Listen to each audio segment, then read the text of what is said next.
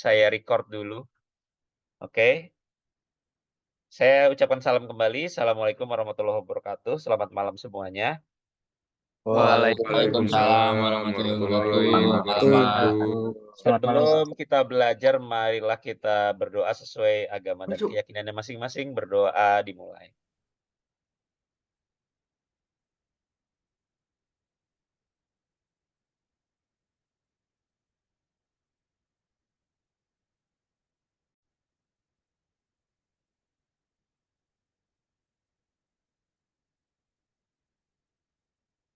Ya, berdoa selesai. Kita akan belajar tentang materi baru, yaitu materi pembelahan sel. Previewnya sudah Bapak berikan beberapa waktu sebelumnya ya. Kira-kira anak-anakku sekalian, apakah terlihat materinya di layar kalian? Sudah Terlihat, terlihat ya? Pak. Oke. Lihat Pak. Nah, pembelahan sel. Kalau di jenjang sebelumnya kita sudah belajar tentang namanya reproduksi atau perkembangbiakan pada manusia. Bagaimana caranya manusia bisa menikah, kemudian memproduksi keturunan. Nah, sekarang kita belajar reproduksi yang lebih kecil. Namanya reproduksi skala molekuler yang disebut dengan pembelahan sel. Sebelum belajar lebih jauh, ada tujuan-tujuan dari pembelahan sel.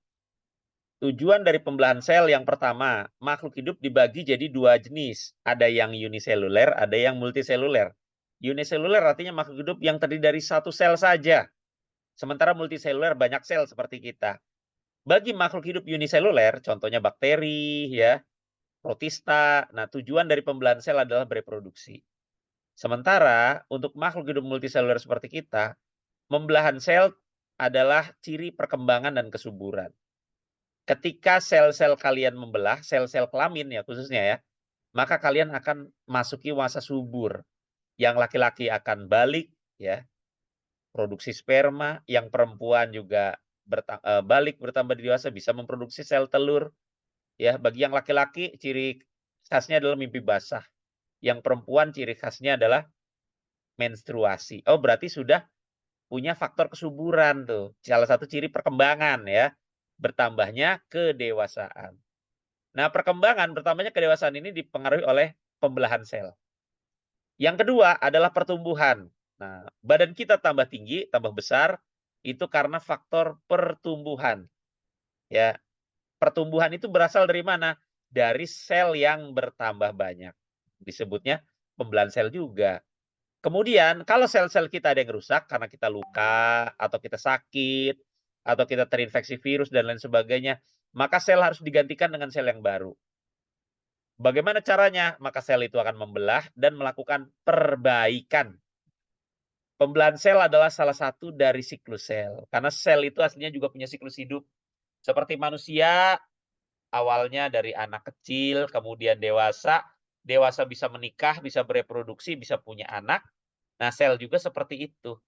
Jadi dia ada masa perkembangannya, pertumbuhannya, hingga ke kedewasaan, sehingga dia bisa menghasilkan keturunan. Tapi proses menghasilkan keturunan selnya adalah dengan cara membelah. Ini adalah salah satu contoh pembelahan sel. Mana ini? Ini adalah pembelahan sel di tangan kita, di bagian tubuh kita, di sekitar kanan kiri kita, di meja kalian tuh, di layar handphone kalian. Ya, setiap hari mikroorganisme ini bertambah banyak. Karena dia bisa membelah dengan waktu yang singkat, pembelahan selnya. Nah, bayangkan, kita lihat dalam waktu singkat dia tambah banyak. Kemudian bagaimana kok dia bisa berkurang ya? Caranya cuci tangan, kamu mandi, ya kan, membersihkan tubuh. Nah, itu adalah proses untuk mereduksi sel bakteri, sel mikroorganisme yang terlalu banyak menempel di tubuh kita dan berkembang biak setiap detiknya. Nah, kalau nggak mandi, bau lama-lama badannya. Kenapa? Karena bakterinya sudah menumpuk dan mulai memakan jaringan-jaringan kulit mati yang ada di sekitar tubuh kita. Akhirnya menimbulkan bau yang tidak sedap. Ya, lanjut. Nah, pembelahan sel ini dibagi menjadi 3 jenis ya. Perlu diingat-ingat. Yang harus dipahami, yang pertama adalah pembelahan sel secara spontan atau disebutnya amitosis. Seperti apa? Seperti yang tadi saya tayangkan. Pembelahan sel secara mitosis terjadi pada organisme prokariotik. Contohnya adalah bakteri. Karena organisme prokariotik itu tidak punya membran inti, jadi ketika membelah itu langsung membelah. Ya, replikasinya selama tumbuh. Nah, sementara pada organisme eukariotik seperti halnya kita dan hewan, tumbuhan, ini pembelahan selnya berlangsung melalui dua cara. Ada yang namanya mitosis, ada yang namanya meiosis. Mitosis ini dilakukan pada sel-sel seluruh tubuh kita. Sementara khusus bagi sel kelamin, melakukan pembelahannya secara meiosis. Proses pembelahan mitosis ini fasenya ada 4. Promat, profase, metafase, anafase, dan telofase. Sementara yang meiosis itu tahapannya ada 2. Meiosis 1, meiosis 2. Masing-masing meiosis itu ada promatnya. Ada profase, metafase, anafase, telofase. 1 dan 2. Kita pelajari. Pertama, amitosis. Nah, ini yang tadi pada bakteri. Terjadi pada sel prokariotik yang tidak punya membran inti, berlangsung spontan, replikasi materi genetik selama pertumbuhan, siklus selnya sederhana. Contohnya Archaebacteria, Eubacteria, dan Cyanophyta. Nah, di mana ini isinya cuma sel, nggak ada inti selnya. Kemudian DNA ya atau kromosomnya itu bertebaran di sepanjang sel. Kemudian dia ingin berkembang biak ya tinggal membelah aja, membelah selesai. Gitu ya. Nah, selanjutnya pembelahan binder. Ini adalah tahapan dari pembelahan amitosis. Dari satu kromosom. Nah, dalam kromosom ini ada DNA. DNA-nya bereplikasi menjadi 2. Selanjutnya selnya membelah. Masing-masing sel memiliki hasil replikasi DNA dengan jumlah yang sama. Ya, seperti itu. Contohnya gambar aslinya seperti ini. Nah, sementara pada sel eukariotik yang lebih kompleks itu ada fase pertumbuhannya setiap sel itu. Ketika sel baru dihasilkan melalui pembelahan, dia akan melalui 3 fase awal, namanya fase G1, fase S, dan fase G2. Atau growth 1, synthetic, dan growth 2. Nah, growth 1, pada fase G1, ini adalah fase pertumbuhan pertama, di mana sel mengalami metabolisme.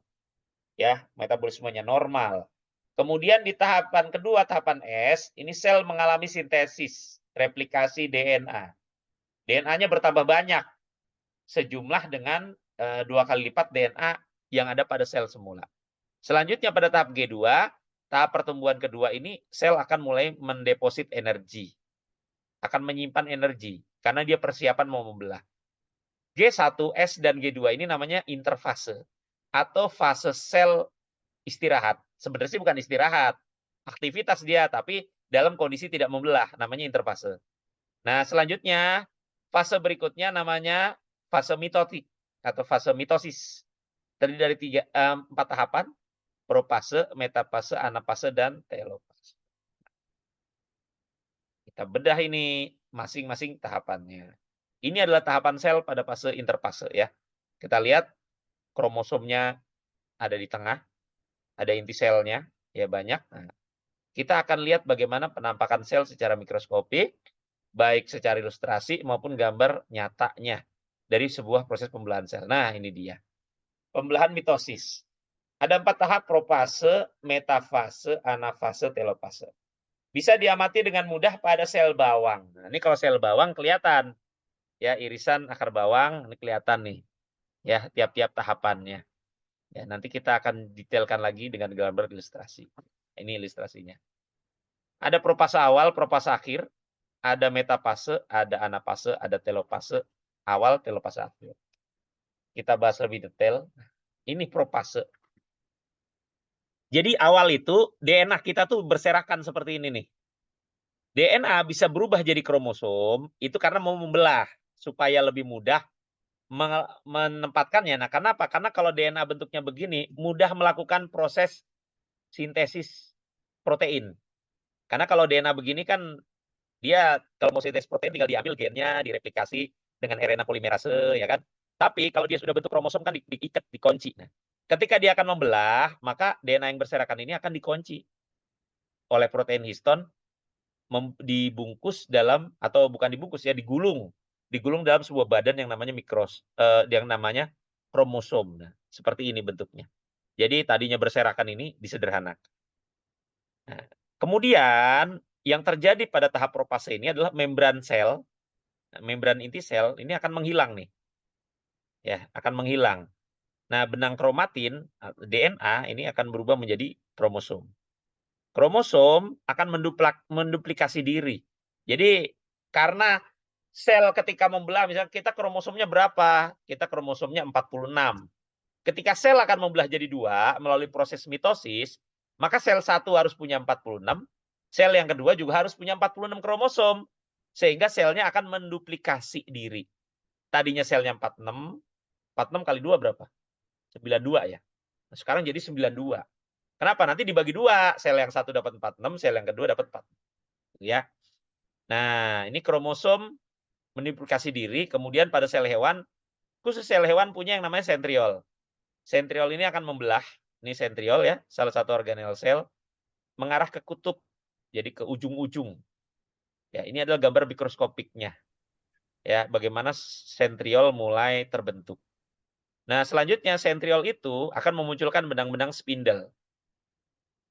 Masuk ke tahapan 2, namanya metafase. Nah, ini sentriol yang tadi, inti sel menghilang, benang spindle terlihat jelas. Kemudian benang spindle ini akan masuk ke bagian sentromer. Sentromer adalah bagian paling tengah dari kromosom. Dia masuk ke tengah kromosomnya nih. Set, masuk. Nah, benang spindle ini akan membentuk kait di bagian tengah kromosom. Ini tadi kromosom yang sudah menduplikasi diri ya. Jadi contoh ini tadinya ada 4 kromosom, ini sekarang jadi 8 kan. Nah, karena kalau kromosom manusia kan adanya 92 berarti ya, 46 kan. Karena terlalu banyak kalau saya ambil contoh kromosom manusia ini, saya ambil contoh kromosom yang lebih sederhana. Ceritanya ada 4 kromosom. Dia menduplikasi diri jadi 8 ya. Kenapa menduplikasi diri jadi 8? Karena kita anak-anak SMA 8. Jadi biar 8 gitu dah. Sesuai dengan nama sekolahnya. Nah, di sini terjadi di mana kromosom ini berjajar di ekuator. Ekuator itu adalah garis tengah. Di mana dua-duanya itu tengah-tengah ini adalah jauh dari kutub-kutub di mana sentriol berada. Berjajar semuanya nih. Nah, kalau di mikroskop elektron tadinya acak-acakan kromosomnya, tiba-tiba jadi berjajar. Nah, berjajar seperti ini ya. Selanjutnya anafase di mana kromosom yang tadi udah berpasangan itu ditarik. Jadi nanti 4 ditarik ke atas, 4 ditarik ke bawah. Itu ya. Nah, ini adalah gambar mikroskopnya. Ditarik oleh benang spindel menuju ke kutub-kutub. Kemudian membran ini mulai melekuk. Selanjutnya telofase, ya tadi tahap anafase. Telofase terbentuklah lapisan. Mulai terbentuk inti sel lagi. Ya, kromosomnya udah masing-masing dapat 4, seimbang. Ya, kemudian terjadilah sitokinesis atau pembelahan sitoplasma. Gambar aslinya seperti ini. Ya, ini gambar pada tumbuhan, ini gambar pada hewan, dan aslinya nanti jadi 2. Ya, dari 1 sel dia jadi 2. Ya, nah 2 sel ini menjadi 2 sel yang sama. Prosesnya namanya sitokinesis dengan jumlah kromosom yang sama. Itulah proses yang namanya mitosis. Propase, metafase, anafase, telofase. Dari DNA terbentuknya kromosom, kromosom menggandakan diri, kemudian metafase berjajar di ekuator, anafase ditarik ke kutub-kutub yang berbeda, kemudian telofase terbentuklah 2 sel anak. Selesai, itu mitosis. Berikutnya, yang kedua adalah meiosis. Nah, kalau mitosis tadi terjadi pada sel tubuh, kalau meiosis ini terjadi pada sel kelamin. Apa bedanya sel kelamin dengan sel tubuh? Nah, bedanya sederhananya gini. Kalau sel tubuh, awalnya kromosomnya 46, kromosomnya menggandakan diri dulu nih. Jadi 92. Kemudian sel anakannya masing-masing ada 46 kromosom, ada 46 kromosom. Sama kromosomnya dengan sel awalnya. Tapi kalau meiosis, awalnya 46, akhirnya jadi separohnya. Jadi kalau awalnya 46, akhirnya jadi 23. Kenapa? Karena ini memproduksi sel kelamin. Sel kelamin itu kan ada di ayah, ada di ibu tuh. Yang di ayah nanti jadi sel sperma, yang di ibu jadi sel telur. Nah, sel ayah ini kromosomnya harus separuhnya kromosom tubuh. Jadi kalau bapaknya punya 46 kromosom, maka sel sperma itu kromosomnya 23. Kalau ibunya punya 46 kromosom, maka sel telurnya itu harus punya 23. Nah, ketika sperma ketemu dengan sel telur, kromosomnya jadi 1. 23 dari ayah, 23 dari ibu. Di total jadinya 46. Sehingga kamu sebagai anak yang terlahir dari ayah ibumu punya kromosom yang sama, yaitu 46. Gitu. Nah, kalau tidak direduksi kromosomnya, nanti jadi 46, lahiran anaknya kromosomnya 92, lahiran anaknya kromosomnya 184, nanti kepenuhan kromosom bertambah banyak ya. Seperti itu. Nah, proses meiosis itu adalah proses reduksi kromosom. Maka kita bisa lihat nih, contoh ini awalnya ada 4 kromosom nih. Nah, bedanya dengan yang tadi, di profase 1, kalau di metafase 1, bedanya dengan metafase. Nah, bedanya di sini nih. Kalau di metafase ini lihat, dia berjajar di ekuator. Ya, nanti ditarik ke atas, ditarik ke bawah, bagi 2 sama banyak. Nah, bedanya kalau di sini di metafase 1, dia nggak berjajar, tapi ada di ekuator dengan cara yang berpasangan tuh. Sehingga yang ditarik ke atas dengan ditarik di bawah tuh beda. Ya, yang ditarik ke atas dengan yang ditarik di bawah tuh beda, lain kromosomnya. Nah, tapi nanti akan terbentuk kromosom yang bentukannya adalah separuh kromosom induknya. Nah, di sini setelah direduksi terjadilah profase 2, di mana si kromosom ini baru berjajar di ekuator. Sama halnya seperti metafase pada mitosis. Kemudian ditarik separuh-separuh ke atas ke bawah. Nah, dari hasil ini terbentuklah 4 anakan. Kalau mitosis, anakannya 2. Kalau meiosis, anakannya 1 jadi 4. Makanya masing-masing anak ini kromosomnya setengah dari kromosom induknya. Ya. Nah, ini bedanya seperti ini. Tadinya 2 nih. Ya, menggandakan kan jadi 4. Nah, lama-lama nih jadi 1, 1, 1, 1. Ini adalah contoh gambarnya ya, yang secara ilustrasi. Nah, sekarang kita bahas di meiosis, ini bedanya adalah profasenya ada 5 tahap. Kalau tadi profase sederhana, kromatin jadi kromosom kalau di mitosis. Kalau di meiosis ada 5 tahap. Tahap yang pertama adalah namanya leptoten, di mana benang halus atau DNA membentuk kromosom. Ini mah sama ya, leptoten, sama kayak profase di mitosis. Yang kedua ada zigoten atau zigonema, di mana terbentuknya geminus, menggandakan diri ya. Kemudian kromosom homolog ini saling nempel nih. Ya, ini nempel. Ya, kromosom yang homolog yang sama saling nempel. Kemudian setelah nempel ini ada nantinya akan berpasang-pasangan di tempat yang namanya sinapsis. Ya, ini tempat nempelnya. Jadi kalau di leptoten itu DNA jadi kromosom. Kalau di zigoten cirinya adalah kromosom yang berpasangan atau yang bivalen akan menempelkan bagiannya pada bagian namanya sinapsis. Pakiten, nah di pakiten ini geminus atau kembaran kromosom terbentuk sempurna. Selanjutnya diploten, nah diploten ini terjadilah crossing over. Kita lihat di sini, tadinya nempel ada kromosom yang warna merah, ada yang warna biru. Nah di sini terjadi namanya crossing over. Jadi sebagian kromosom warna merah pindah ke yang biru. Sebagian kromosom warna biru pindah ke yang merah. Disebutnya crossing over.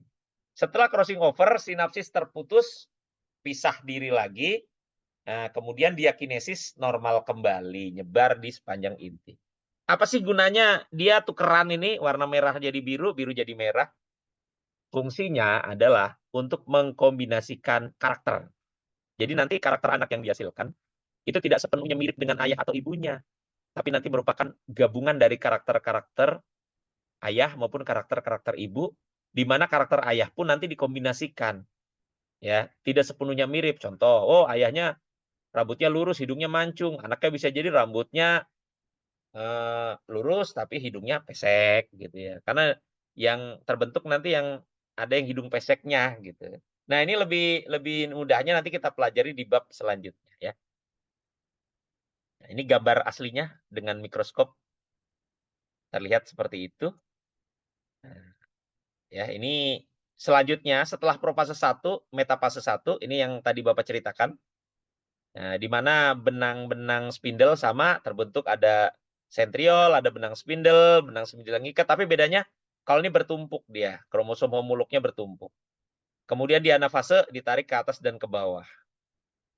Di telofase dia akan memecah jadi 2 pasangan ya. Berikutnya di meiosis 2, nah yang masing-masing ini yang sudah selesai membelah akan mengalami profase 2, anafase 2, metafase 2, anafase 2, dan telofase 2. Di mana proses ini mirip dengan proses pembelahan pada mitosis, di mana kromosomnya berjajar di ekuator, tidak tumpuk menumpuk seperti meiosis 1 ya. Kalau ini kan tumpuk menumpuk nih kromosomnya. Kalau ini berjajar. Nah, seperti itu. Ya, jadi inilah perbedaan mitosis dengan meiosis. Di mana mitosis ini menghasilkan 2 sel anakan, kalau meiosis menghasilkan 4 sel anakan, di mana kalau ini DNA kromosomnya diploid, ini diploid. 2N ini 2N. 2N itu maksudnya apa? Kalau ini 46, ini 46. Kromosom manusia ya, 46 ini 46. Nah, sementara kalau meiosis ini 2N, ini N. Kalau ini 46 maka ini 23, 23, 23, 23. Karena masing-masing akan berkembang menjadi sel kelamin. Jadi kalau sel kelaminnya ini akan bertemu dengan sel kelamin dari pasangannya, maka nanti akan terbentuk individu dengan 23 ditambah 23, jadinya 46. Gitu. Normal kembali. Kemudian ini ada perbedaannya adalah di metafase dia berjajar ya di ekuator, kalau ini tuh bertumpuk nih. Dan terjadinya proses crossing over di profase. Bedanya di sana. Nah, bisa kalian baca pada rangkuman berikut. Jadi perbedaan antara mitosis dan meiosis. Di mana kalau mitosis tujuannya memperbanyak sel untuk pertumbuhan, mengganti sel rusak. Kalau meiosis untuk mengurangi jumlah kromosom karena nanti digunakan untuk perkembangbiakan. Kalau mitosis tidak terjadi crossing over atau pindah silang. Kalau ini terjadi crossing over. Kemudian mitosis terjadi pada sel tubuh, kalau ini pada sel gamet atau sel kelamin. Ini diploid 2N jadi 2N, kalau ini 2N jadi N. Kemudian sel mitosis kandungan genetiknya sel anakan sama dengan induknya. Sementara pada meiosis kandungan sel genetik anakannya berbeda dengan sel induknya. Ya, gambarannya seperti ini. Nah, pada meiosis, contohnya pada manusia adalah pembentukan sel sperma. Nah, ini yang tadi, sel sperma itu mengalami beberapa tahap. Ada namanya spermatogonium, ada spermatosit primer, ada spermatosit sekunder, ada spermatid, kemudian jadi sperma. Nah, ini tahapannya adalah ini meiosis 1, ini meiosis 2. Ya. Dihasilkan sel anakan dengan setengah jumlah kromosom induknya. Nah, kalau pada betina, pada perempuan namanya oogenesis. Nah, bedanya kalau pada laki-laki, satu sel spermatogonium itu jadi 4 sel sperma. Kalau pada perempuan, satu sel telur hanya jadi 1 sel telur saja. Karena yang 3-nya adalah jadi badan kutub. Nah, ini tidak bisa dibuahi nih. Akan diserap kembali oleh ovarium. Yang dibuahi hanya 1 saja. Ya. Nah, pada sel tumbuhan lebih beda lagi. Di mana kalau sel tumbuhan itu dibagi jadi 2 ya. Kalau jantan pada tumbuhan namanya serbuk sari. Kalau betina namanya putik ya. Atau ovum yang letaknya di dalam putik. Nah, kalau pada serbuk sari, pada benang sari, ini ada mikrosporosit. Nah, kemudian ada mikrospora. Kemudian ini jadi serbuk sari. Nah, bedanya kalau pada sel sperma kan gitu aja, sel sperma. Kalau di serbuk sari ini, di dalam serbuk sari ini ada 3 inti sel. Ya, ada 3 nukleus. Nah, kalau pada yang wanita, ini lebih unik lagi pada betinanya. Kalau pada tumbuhan ya. Di mana di sini kalau pada tumbuhan, dia dari 1 megasporosit atau 1 ovum yang letaknya di dalam putik ini, dia akan membelah jadi 2, kemudian membelah jadi 8, membelah jadi 4, yang 4-nya hancur, terdegradasi, yang satunya jadi, kemudian yang satu itu akan membelah jadi 2, membelah lagi jadi 4, membelah lagi jadi 8. Nah, kemudian ketika jadi 8 ini akan bermigrasi. Yang satu jadi sel telur akan dibuahi, sisanya jadi sinergit menjaga sel telur, kemudian yang satunya jadi kandung lembaga ya, jadi cadangan makanan.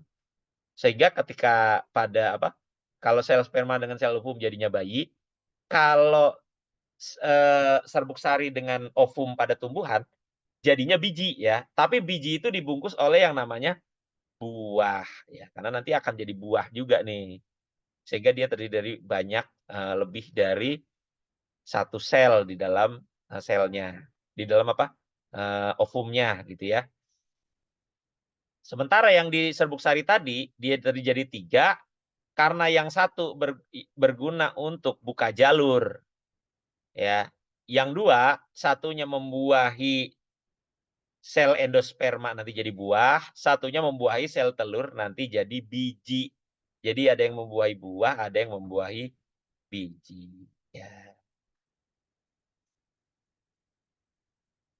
Demikian pembelajaran materi pembelahan sel. Dari sini ada yang ingin ditanyakan?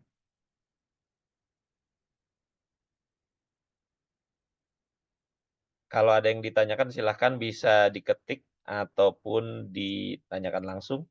Nyalakan mikrofonnya.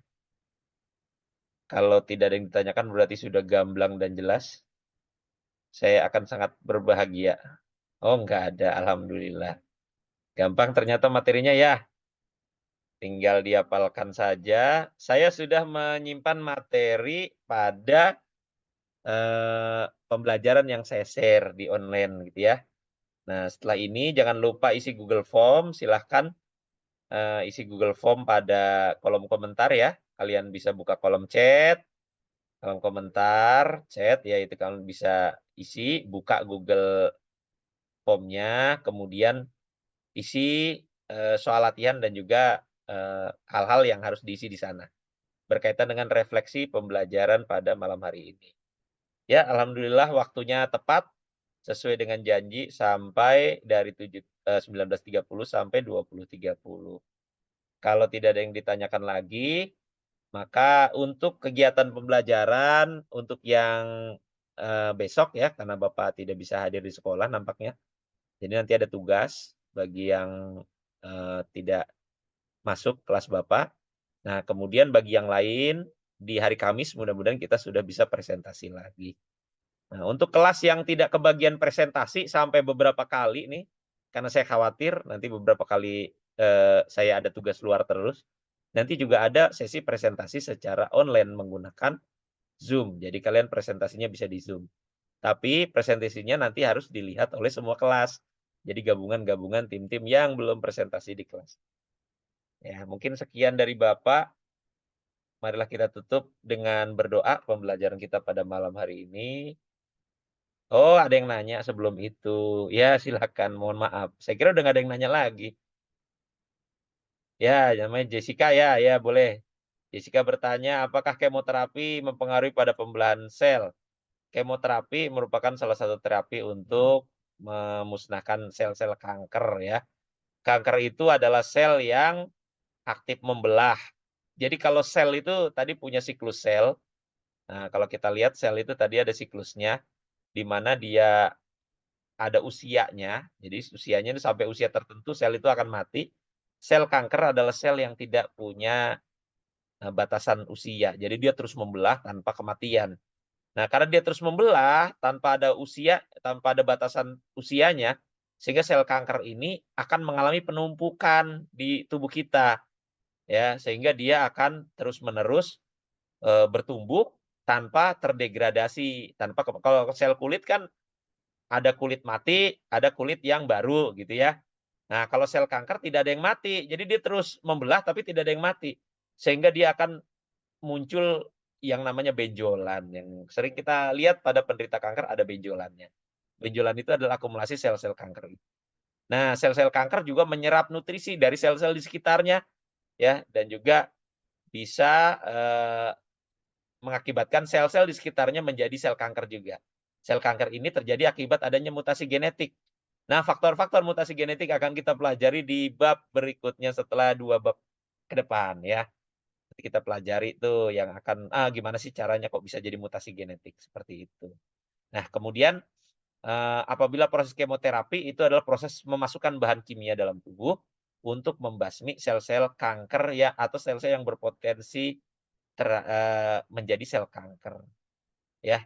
Dan itu tentunya berpengaruh terhadap pembelahan selnya, di antara pembelahan sel kanker itu. Ya, sehingga sel kankernya juga dibasmi, sehingga sel kanker tersebut tidak bisa tumbuh lebih lanjut. Tapi kadang mempengaruhi sel-sel yang sehat juga. Karena sel-sel yang sehat juga akan terpengaruh pertumbuhan.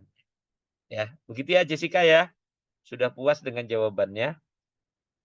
Siap, Bapak. Terima kasih, Pak. Iya. Ada yang bertanya lagi dari Senja? Adakah kemungkinan pembelahan sel mengalami kegagalan membelah? Oh ya mungkin.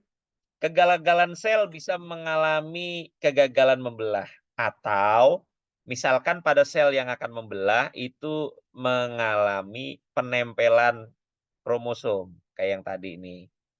Yang sudah kita lihat tadi bahwa ada kromosom yang terbagi ketika sebuah sel itu membelah. Nah, pada kromosom yang terbagi dua, tadi sudah kita lihat, maka pada sel itu ada yang ke atas, ada yang ke bawah gitu kan ya. Nah, kalau sel ini ke atas semua bagaimana?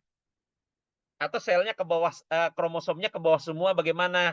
Ketika kromosomnya ada yang ke atas semua atau kromosomnya ke bawah semua, karena dia menempel atau disebutnya gagal berpisah, nah ini akan mengakibatkan kromosom yang jumlahnya tidak lazim.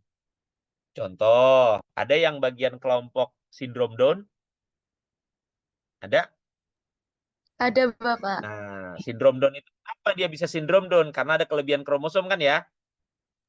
Iya, benar, Bapak. Nah, dia kelebihan kromosom berapa itu? Masih ingat nggak? Kelebihan satu kromosom. Di kromosom nomor? 21, Pak. Nah, nomor 21. Jadi kromosom nomor 21-nya ketika proses pembelahan itu dua-duanya ke atas atau dua-duanya ke bawah gitu. Sehingga ada sel sperma atau sel ovum yang kelebihan kromosom. Ketika dia bertemu, bersatu, lah jadilah. Atau membelah, atau bisa juga terjadi pada saat sel-sel kita membelah saat proses embrionik. Saat di tahapan zigot ya, zigot itu kan akan membelah menjadi embrio. Nah, saat pembelahan itu terjadi gagal berpisah. Sehingga ada sel-sel yang kromosomnya lebih. Ketika sel-sel kromosomnya lebih, yang terjadi adalah ya nanti kromosomnya lebih dari 46. Ketika kromosomnya lebih dari 46, maka akan terjadi sindrom.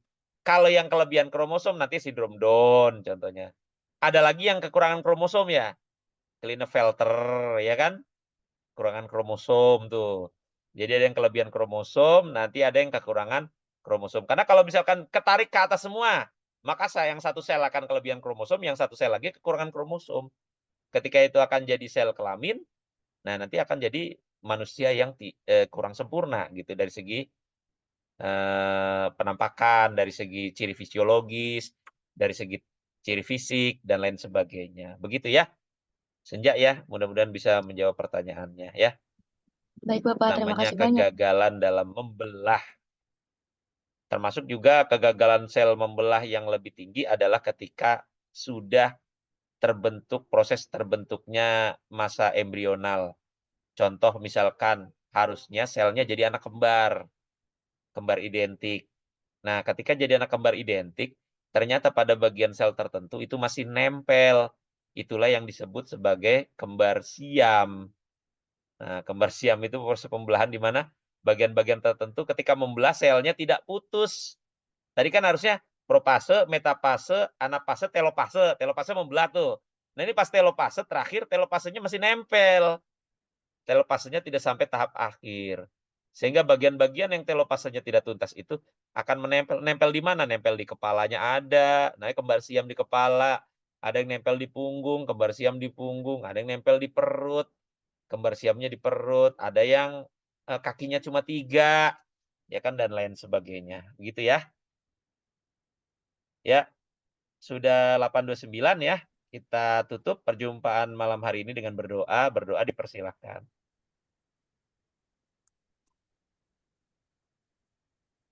Ya, berdoa selesai. Silakan sebelum meninggalkan room, Bapak undur diri. Assalamualaikum warahmatullahi wabarakatuh. Waalaikumsalam. Waalaikumsalam warahmatullahi Jangan lupa wabarakatuh. diisi itu Waalaikumsalam. formnya ya. isi presensinya di sana. Yang sudah isi boleh meninggalkan Zoom.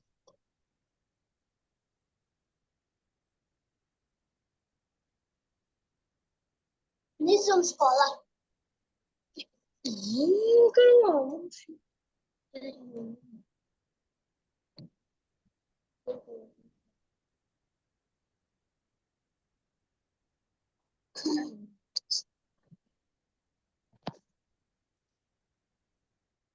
Bapak izin bertanya untuk presensi di mana ya Bapak? Itu di Google Form-nya, di kolom chat. Temu nggak di kolom chat? Izin Bapak, kolom chatnya tidak ada Bapak. Oh, saya share lagi ya. Itu. Mungkin Iya tadi Bapak. kamu keluar terus masuk lagi gitu ya. Iya Nah, saya Bapak share tadi ulang. agak keluar, baru keluar Ya, tadi. silakan saya share ulang tuh. Sudah kelihatan belum? Siap sudah Bapak, terima Ya, kasih Bapak. silakan diisi.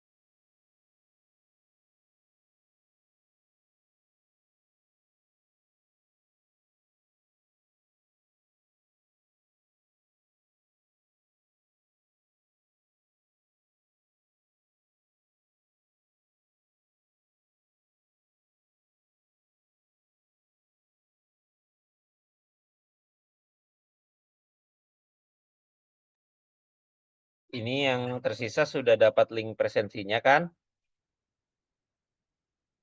Zoom-nya akan Bapak matikan ya. Selamat beristirahat.